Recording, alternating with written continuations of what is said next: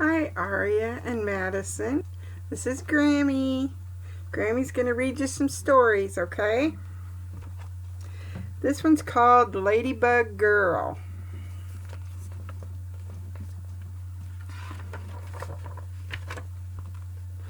I'm Ladybug Girl, says Lulu, zipping into the kitchen. She slips into the chair next to her brother.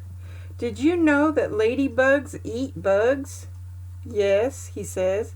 Everyone knows that. After breakfast, Mama says, Papa and I have work to do around the house. You'll have to figure out your own fun time, okay? How am I ever going to do that? Asks Lulu. You can do anything, Lulu. You're Ladybug Girl. Lulu runs after her brother. Where are you going? I'm playing baseball with Sam and Max. Can I play too? She asks. No, you're too little, he snorts. And bugs don't play baseball. With a sigh, Lulu wanders through the house. Bingo follows. There's nothing to do.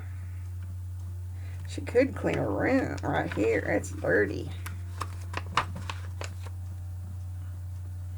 In the living room, there's a wall of books.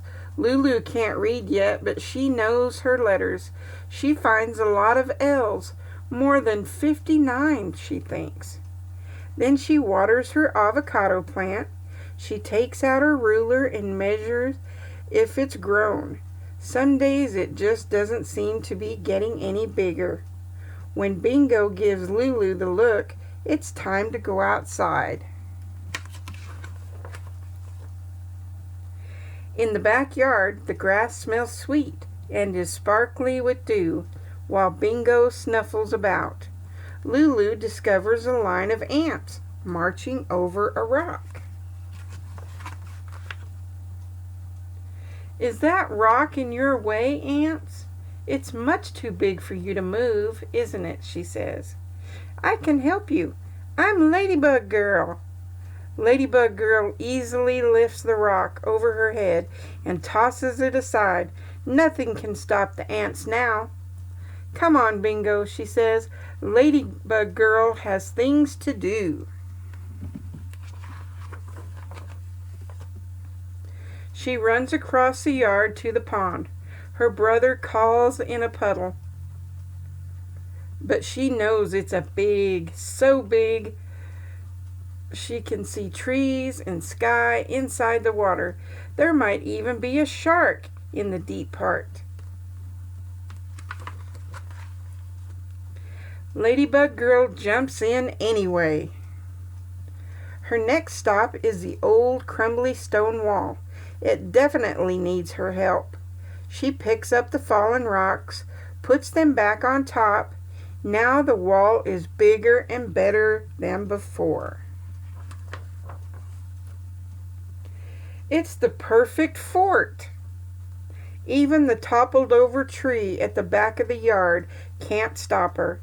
Its roots look like angry snakes, but Ladybug Girl skips all the way down its trunk, not falling even once. She jumps down and lands with the bow. Ta-da, she says. Bingo wags his tail.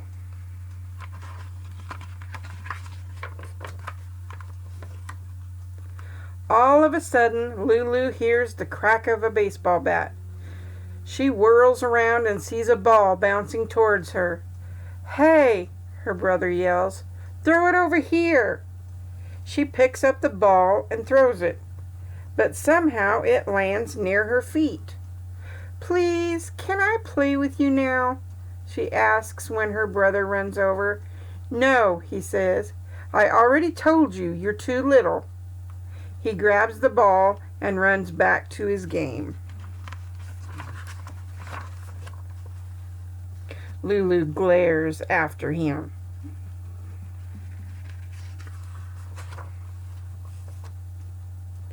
Lulu lies down, feeling the warm sun on her cheeks. She knows she isn't too little.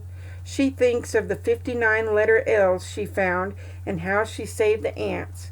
She thinks of the 59 letters L's. Whoops. She wasn't afraid of the shark at all. She built the perfect fort, and she balanced across the whole tree without falling, all by herself. From out of nowhere, a gust of wind whirls the air with leaves. She jumps up to chase them. Ladybug Girl can catch leaves in midair. Ladybug Girl is definitely not little, she yells into the whirlwind. Lulu runs up the hill to the apple tree and lifts herself into a branch. She can see her brother and his friends playing baseball and hears them arguing. It doesn't really look like that much fun after all.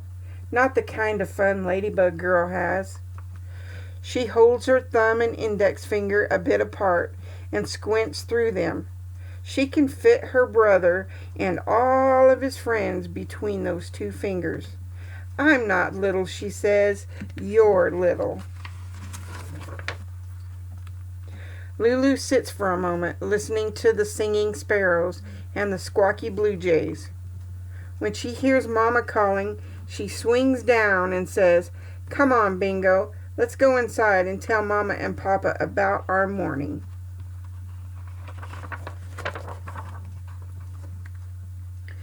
Feeling as big as the whole outdoors, Lulu stretches out her arms and flies down the hill with her wings bobbing behind her. That's it. All done.